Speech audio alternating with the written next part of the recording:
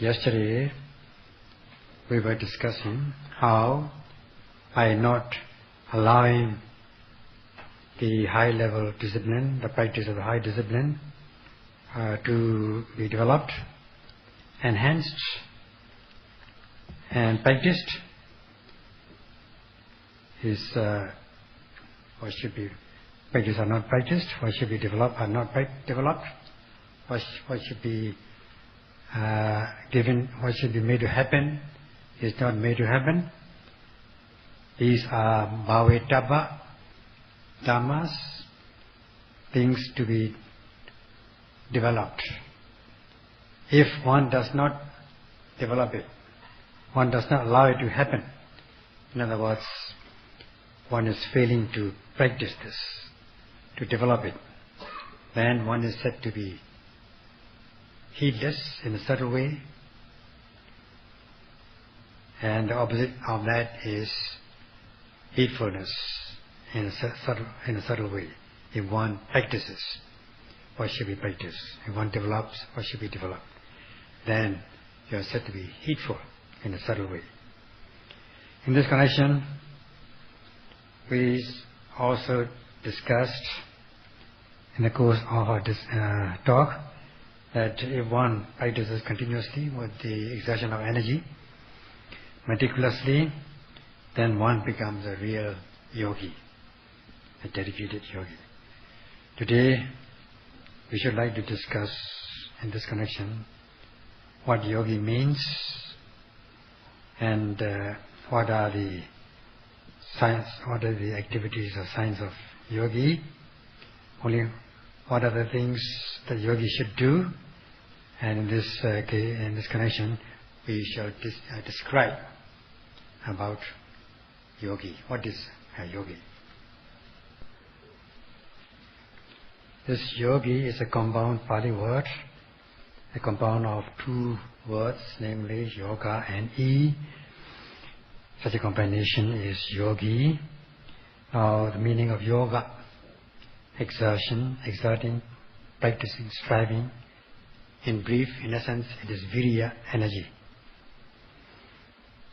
If one has not studied or learned the correct method, the techniques of practice, or if one has not undertaken the practice, then one will not be able to arouse these wholesome mental states, namely Saddha, Viriya, Sati, Samadhi, Panya. All these mental powers will not happen. So only when you do it in a correct method, suitable method, only when you are able to exert energy with the power of faith and confidence, faith about the truth, Saddha, and practicing without regard for your body and life, at the risk of body and life, in the practice of high level discipline, and also the energy, heroic energy, to be able to abstain from unskillful deeds and practice skillful deeds. This is omission and commission. One should have the power of such omission and commission. And the power of applying your mindfulness sati continuously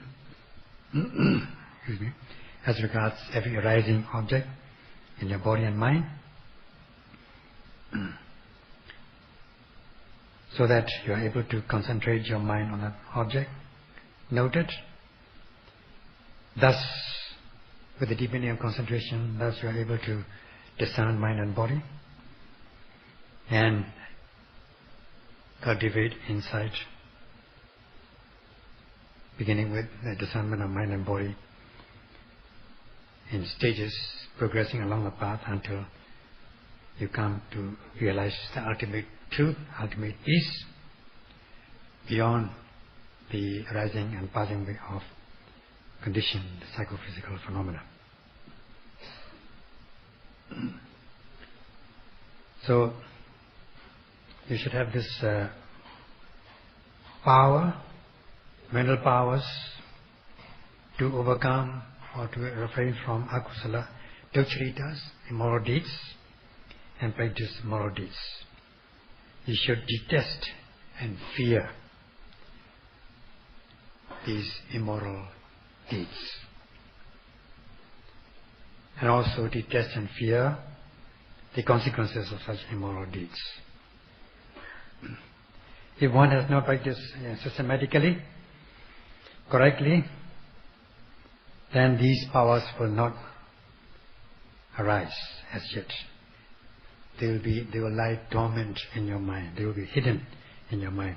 They won't become obvious. They will not become apparent in you. So you have to make it apparent. You have to make it appear. You have to make it obvious. You have to arouse it by practicing and developing exertion of energy. Now when you exert, when you practice, there are two things that you practice. One is Dhamma and Adhamma. Excuse me, Adhamma and non-Dhamma. There can be also this power of Dhamma and power of non-Dhamma. Here we're talking about the power of practicing the Dhamma. Knowing the technique of practice, the correct method of the Dhamma which is uplifting, which uplifts your conduct, your life, instead of lowering it. So you should have the power of developing this uplifting Dhamma. This Dhamma will uplift your life instead of lowering your life. Such correct method, such a practice is known as Dhamma. So in order to arouse this Dhamma, let it happen, you got to exert your energy which is lying dormant or hidden in you, and they have to be practiced and developed. Such is the practice of the Dhamma. And when you are practicing, you should exert with heroic energy, that is virya, in this commission and omission. Commission, practicing these wholesome, skillful deeds, and omission, abstaining from unwholesome deeds. So when you are involved in this omission and commission, you should not have regard for your body and life. You should take risks without regard to your body and life, not to be afraid of pain or death even. There should be this heroic energy, virya. It is quite essential in the practice. And such is yoga, exertion, developing practice with heroic energy. And E means possessing. So when you combine these two together, yogi, you become the possessor of exertion, possessor of practice. So when you come to possess this, you come to possess this exertion. Hence the name Yogi. Yogi practices meditation in an ordinary way, normal way. Though yogi is practicing in this way, one needs to do it with the exertion of the 3 stages of energy.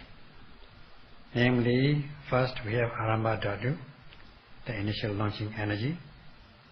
As yogis come to the retreat and begin to practice, first of all, study Satipatthana, learning this method, and sit down, pay attention to the abdomen, watch rising and falling.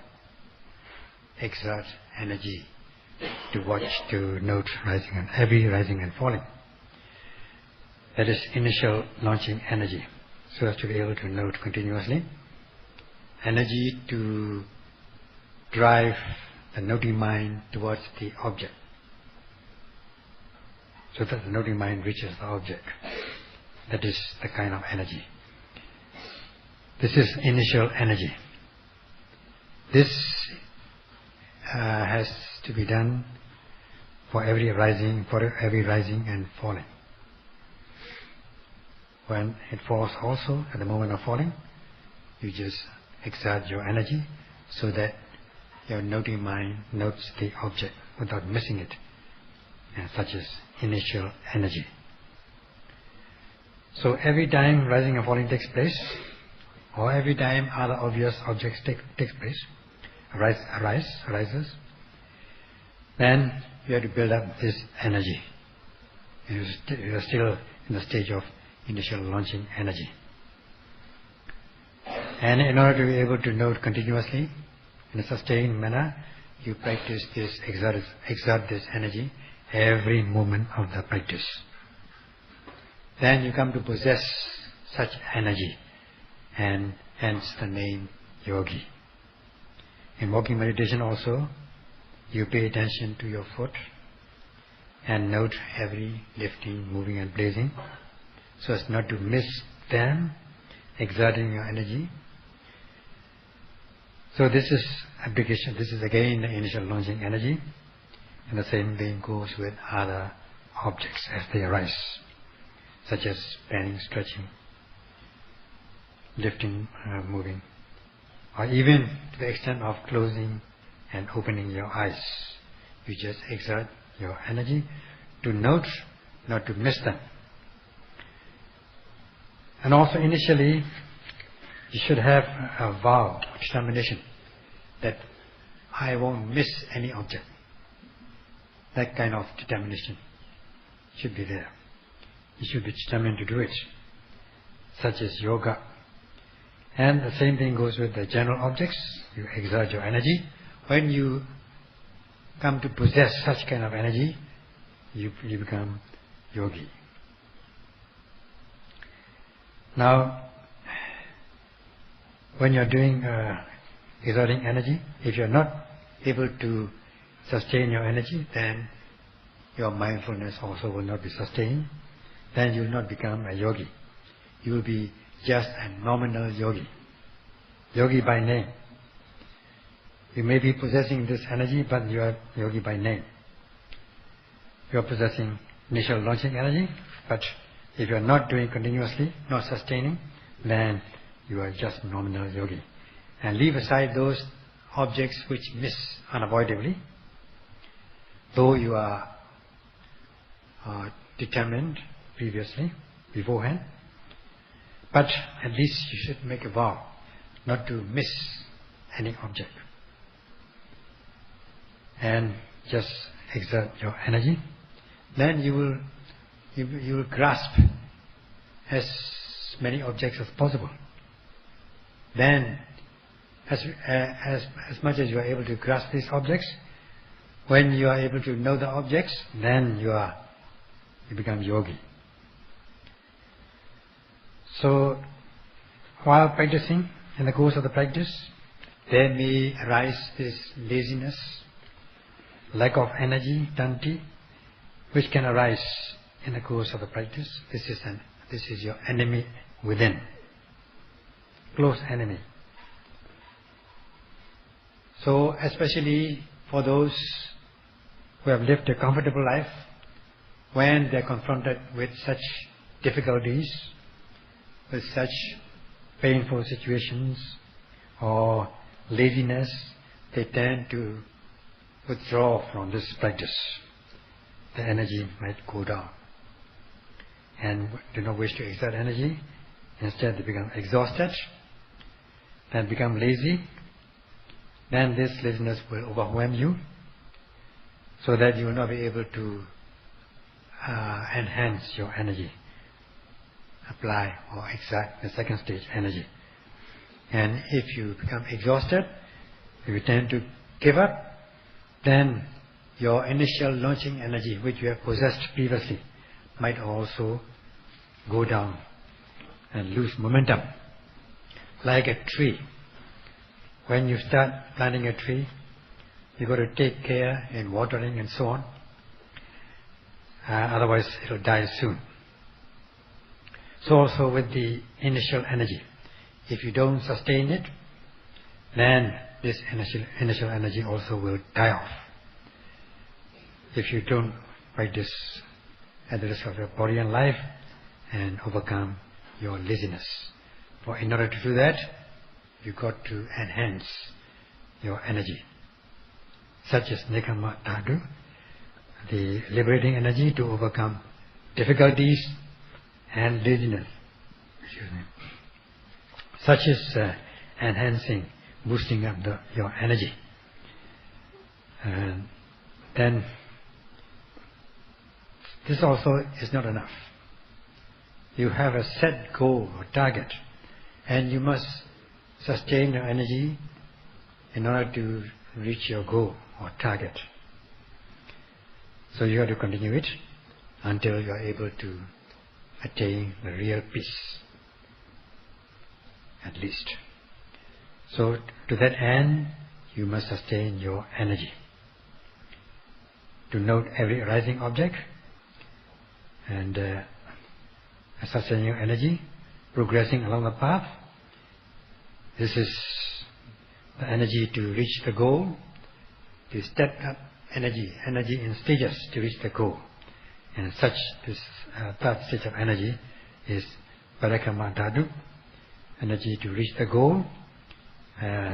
When you come to possess these three stages of energy, then you become a real. This is yoga, and when you possess it, you become a yogi. Hence the expression Yogda Payogda Daya Yogi. Yogi is called as such because he or she is in possession of initial launching energy, the liberating energy to overcome laziness and difficulties, and the energy and stages to realize the goal. Such is the answer to the question, what is a yogi?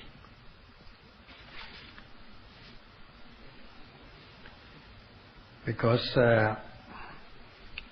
one becomes a yogi or come into possession of this exertion or practice yoga, what is the benefit? What is the motive behind it? That is the question. That's why this bhavanaya, expression bhavanaya, is given in the beginning.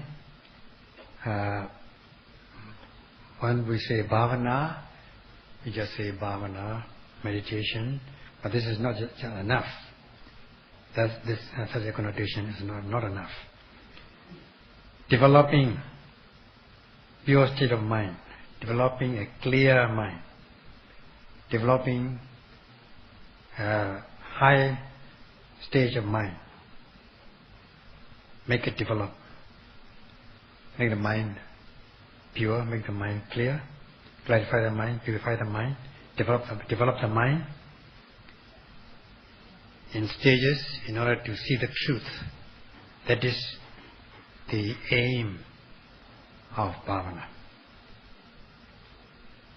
So to do that, one has to block the path to unskillfulness, akusala, block the path to kilesas, negative emotions. You must close the door to these akusala and kilesas, and keep the way open the way towards purity of mind and insight. For that, you exert energy in order to note every arising object, beginning with the main object of rising and falling, with sustained energy. One after another, continuously, closing the door to akusala and kusala, so that you lose akusala and kusala. And this virya is overcoming or removing akusala and kilesas. Not that abandoning what has already arisen, but just blocking the path, closing the door by not allowing these things to arise in your stream of consciousness. Only when they are not given a chance to arise will you will be able to attain purity of mind and insight. So, exerting your energy to note every arising object, beginning with rising and falling. Thus, you are able to sustain your mindfulness. The noting mind will become fixed on the object, will become sustained on the object. Because the energy is driving or pushing your noting mind towards that object. Then, this mindfulness sati will arise. Thus, closing the door to akusala and kusala, and opening the door to wholesomeness, skillfulness, which is sati. And by sustaining sati, you are deepening your concentration, samadhi. In this way, you are opening the door to wholesomeness, skillfulness, kusala, namely sati and samadhi, so that your mind becomes clear and serene, and you are able to develop faith. That is clear faith, because you are exerting energy. So the saddha arises in the form of clear faith. So just look at this point. Previously, initially, you are aiming with precision to note the object that gives rise to this factor of the path, samma sankappa meghinga, the path of right aim. And the way it becomes open to deepen your concentration.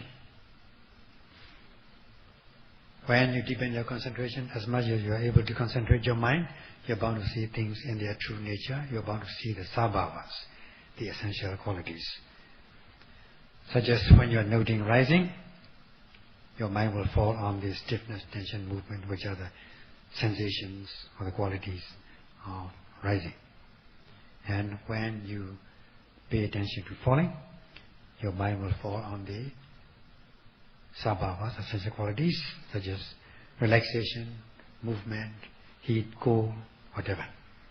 Same thing goes with other objects as they arise, and as you note, you are bound to see the essential qualities.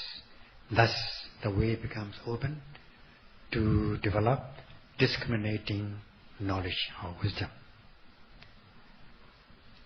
Thus, you are purifying your mind and developing your insight. You are developing these mental powers to develop the mind and insight. The way becomes open for such skillfulness. One by one, it happens, and you become uplifted. You are developed. You are developing it, progressing by developing your mind and insight. They progress, such as bhavana. So, for that purpose, you apply energy to aim your noting mind towards the object, and in this way, you are able to sustain your mindfulness, and such is bhavana. Hence, the expression bhavanaya, yutta payutta daya yogi. Because yogi is called as such, because he or she exerts energy, such as initial launching energy, the liberating energy to overcome laziness and difficulties, and the energy in stages to reach the goal. In order to, when once you exert your energy, your way to akusala and unskillfulness is closed. You close the door to akusala. This means that they are not allowed to rise. They are not given an opportunity. They are not given a chance. That is the meaning of it. So, closing the door to akusala has the nature of not allowing it to arise, not giving a chance to arise, and not accepting even to a small extent. So for this you note every arising object with an alertness, awakeness, or diligence, vigilance, so as to close the door to akusala, closing the door to akusala, and not allowing kilesas to rise in the stream of consciousness. Instead, opening the door to kusala, skillfulness. With the application of energy, you sustain your mindfulness, thus deepening your energy, concentration. And initially you are aiming, taking an aim at the object to note it concurrently. And in this way, you are by stages progressing along the path, being able to discern mind and body. This is the noting mind, and this is the noted object. You are able to distinguish between the two, and the conditionality, that the cause and effect of relationship between mind and body, and the universal characteristics of impermanence and so on. You are closing the door to akusala and opening the door to kusala in this way, until you are able to reach the fleeting, momentary nature of experience. Objects are fleeting away. At that time, you are developing your mind and insight, and your mind and the power of your mind and insight is said to have become developed in an extraordinary manner, in an unusual manner. Seeing illuminations, experiencing rapture, calmness, and your faith and confidence will also increases by leaps and bounds, saying to yourself that this is correct, and oh, I have come to this practice very late, I should have come earlier. How nice would it be if I had come earlier? Such would be your thinking. So you have faith and confidence, saddha in Satipatthana practice, and also faith and confidence in the Buddha, which has preached, taught us the way of mindfulness, Satipatthana, and those teachers and individuals who have exhorted you or directed you to come to the practice. You feel gratitude towards these people. Such is saddha, faith and confidence. And initially the door is closed to akusala, and the door is open to kusala, so that you have clear faith that is developing your mind and insight. You come to acceptance and resolution that this is correct. When you come to that stage, this is confiding faith.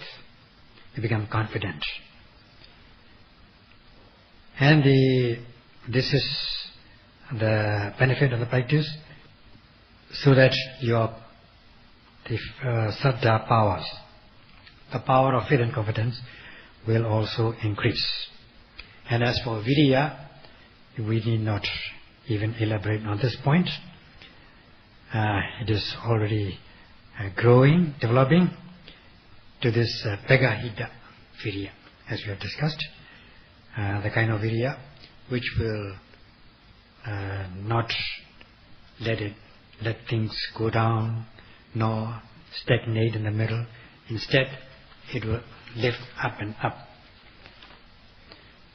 So, as you are able to develop and enhance your sati, at this stage your sati becomes what is known as upatita sati, very fixed and sustained mindfulness, the higher level of mindfulness.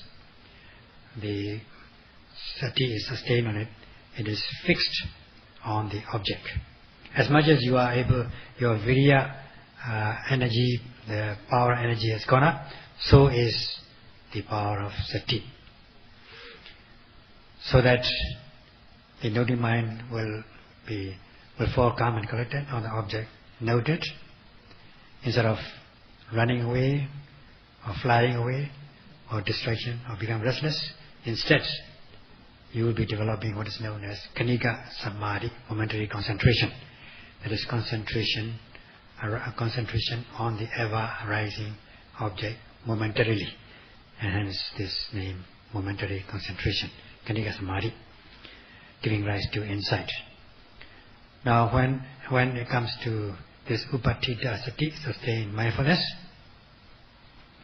not only will you be able to note and know the presently arising object, but you will be remembering things of the past, such as things which have happened in your youth, past life. Like they will all come back to you like a movie. This is true for those who are very good in mindfulness. And so is this samadhi, concentration, which will deepen.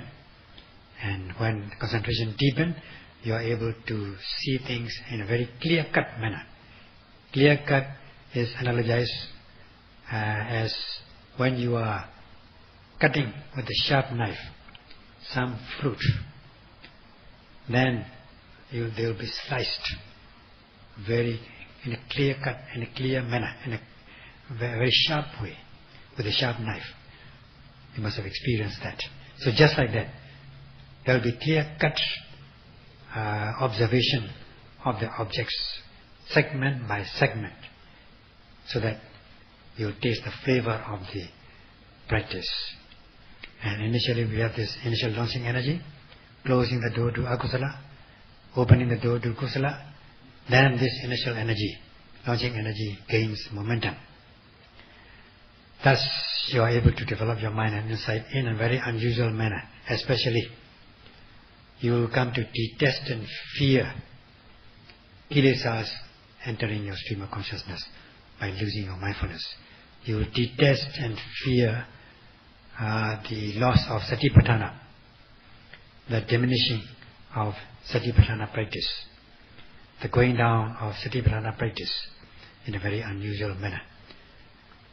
So with this power of hiri and ottappa, moral shame and moral fear, you will become more and more careful, you become more and more diligent and vigilant, and thus be able to develop your sila samadhi panya and gain momentum. And they will all these mental powers will march along like a regiment or a huge army. And in this way, there will be a lot of this energy, and such as bhavana, uplifting and developing your mind and insight. Now, in the beginning of the practice, also the yogis have this objective, they have their motive of the practice. They should have, and they should pay attention to this. That so accordingly, since they have that thing in their mind initially, that is the exertion, the thought of exerting your energy initially, accordingly you will become more and more alert and diligent. There will be more and more exertion of energy, and this will gain more and more momentum, and such is yogi by developing your mind and insight. Then hence this niyama, the fixed law, that is by applying this energy in three stages: the initial launching energy, the liberating energy, and the energy in stages, continuously without break, in order to develop your mind and insight. You become a yogi, not only by name, but the real dedicated yogi, be you whether you are monk or lady, you become real yogi.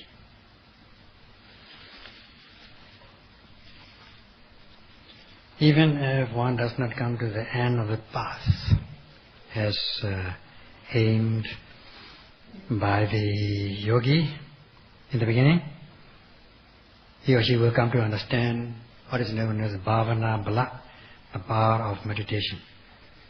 Previously, he or she might be indulging in what is known as Patisankhara Bala, reflective knowledge, reflective prajna, or the reason, the power of reflection, which is not the real knowledge, which is not the experiential knowledge, which is only by reflection.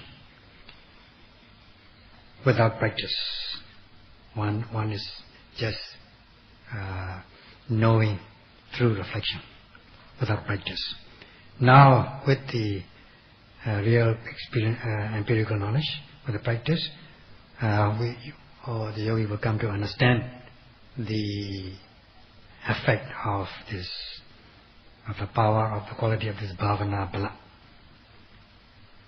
So, in the text is given this, previously, at this stage, the one comes to possess this bhavana bala because the reason is because of the practice of bojjhanga dhammas, the enlightenment factors, such as sati sambojjhanga, the enlightenment factor of mindfulness. So much so that yogi will esteem oneself, will hold oneself in high esteem, and knowing that he or she is not even missing even minute details. And as much as he or she does not miss the mindfulness, and there is this clear-cut discriminative knowledge. And initially there is this exertion of energy, and this effect of energy also will become evident in the yogi's mind at this stage. Hence this viriya sambojjhanga, the enlightenment factor of energy, will become very obvious. And there will be this satisfaction, piti, rapturous feeling of calmness, feeling of well-being, as though there's chills and thrills in your body, and then bobbing up and down, then feeling as though the permeating kind of rapture, like water, when you have the waterfalls, water oozes out of rocks. Like water oozing out of the rocks, so too your piti will ooze out of your body, permeates through the body. And in this way you have a good feeling and experience this Dhamma flavor or Dhamma riti, Dhamma delight, which we discussed at one time. So at this stage your body and mind becomes calm and peaceful. There's a sense of well-being. The mind becomes calm and concentrated, calm and collected, with piti and passaddhi, rapture and calmness, tranquility. And there will also rise samadhi, sambojjhanga, the enlightenment factor of concentration. Now, before you reach that stage, there are two mental pairs which are not yet balanced, namely saddha and panya. Faith and wisdom are not yet balanced. So are this viriya and samadhi, energy and concentration. When your faith and wisdom are not balanced, what can happen? If there is excessive faith, then you will not be able to reason out. Your reasoning power will go down. You will lose your reasoning power because you become so faithful and confident. You become overconfident, I must say. And on the other hand, if the panya, wisdom, is in excess, you would reason out. You come to reason very much, too much reasoning. too much excuse, too much intellectualization. So that faith and wisdom or reason are not balanced, because they have to be balanced for progress, And also this one pair of mental states, namely Viriya and Samadhi, energy and concentration. If they are not balanced, what will happen? When your Viriya, energy, is in excess, you become restless, you become distracted. You will know it through your own experience. If you apply too much of energy in noting, your mind will tend to distract. You become restless. And when your concentration is in excess, you tend to doze off and nodding until your head may hit the floor because of excess of this samadhi. So this Viriya and Samadhi have to be balanced in order to progress. So at this stage, that is the stage of Uddiyabhya Jnana, the knowledge of the rising and passing away of objects, or the fleeting nature of momentary experience, then such things, these two mental pairs will become balanced. They become balanced automatically. And among these, of all these mental powers, Viriya is the main. Namely, the three stages of Viriya. So this is the main thing. If you should have, you know already that if you are energetic, everything will succeed. Energy is the root of all success. That will be your motto. So these Bojjhanga enlightenment factors will happen at the stage of this Uddiyabhya Jnana. And then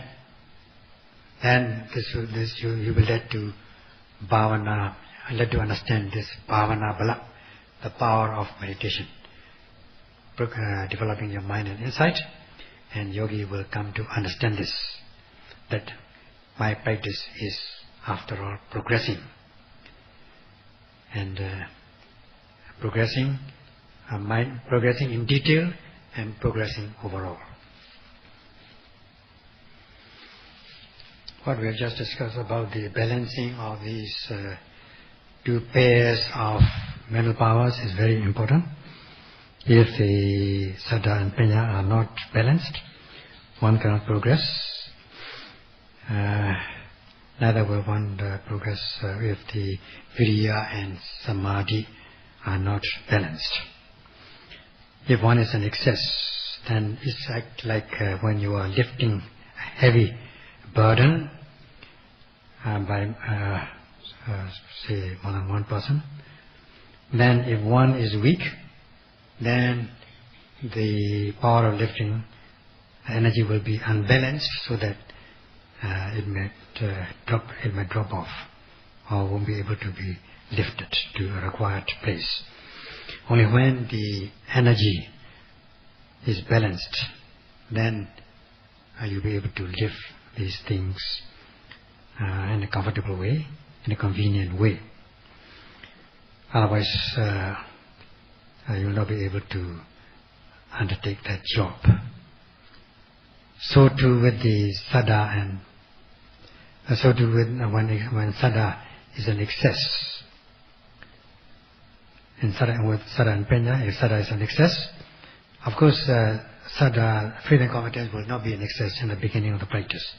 Only when one reaches, in the course of the practice, one reaches the fleeting way of objects arising and passing away in a very fast manner, then one may think to oneself that, oh, this is quite, it's wonderful, fantastic. I should have known it in the beginning, earlier on.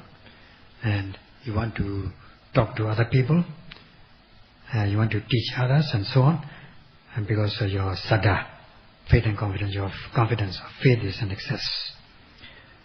Faith in the Buddha, faith in the teachers, and so on. So when this faith is in excess, when you are too much confident or overconfident, you will fail to note the arising object. If you fail to note it, then you will fail to know the nature of the object. If you lose 1 minute, if you fail to note 1 minute, then you will fail to know 1 minute. There will be loss of panya or knowledge for 1 minute. That is because of the excessive faith, overconfidence. And your panya, the reasoning power, is in deficiency, is low. On the other hand, if the panya is in excess and sada is low, then there will be too much of reasoning and intellectualizing power. You will think a lot and reason a lot, and make even arguments, such as, knowledge can be cultivated not by thinking, even by thinking or reflecting. No need to undertake this practice. If you undertake the practice, excuse me, one will get tired. You have to exert energy. Now, without exerting, by reflecting, you can understand all these things. Such will be the reasoning power, reason, if the panya is in excess. And thinking that the reflective knowledge is the real one. And only when you practice, when you undertake the practice, you will see the essential qualities. That is, you will see the sabhava only through experience, personal experience. And instead of doing that, if you fail to do that, then you will be having too much excessive reason. Panya will be in excess. So you may think that by reflecting, bhavana can happen, and one did not practice. Thinking the wrong knowledge as the right one, you become dishonest. This is tantamount to dishonesty. Some yogis they tend to reflect. They think, they consider that reflective knowledge, reflection is a knowledge. Such as this Chidanupasana, mindfulness, this amounts to mindfulness of the mind. So this will be tantamount to dishonesty. The teachers give the good, right guidance, but they are going the wrong way, and with pride and conceit. One becomes dishonest. This is not real panya. This is just reflective panya, reflective power. So such a yogi will become weak, will not be able to accept that only with experiential knowledge one can cultivate insight. Only with one personal experience one can gain insight. It will be like a patient which is difficult, a chronic patient which is difficult to treat or cure because of the dishonesty. It's difficult to rectify or make one become honest and sincere. So if one comes into this realm of thinking and reflection, one will be cheating or deceiving oneself. There's something to talk about how to sharpen one's knowledge or wisdom, how to strengthen it, how to widen it, how to clarify it, and how to enhance it. And this will be discussed tomorrow. We come to conclusion for the day. Sadhu, sadhu.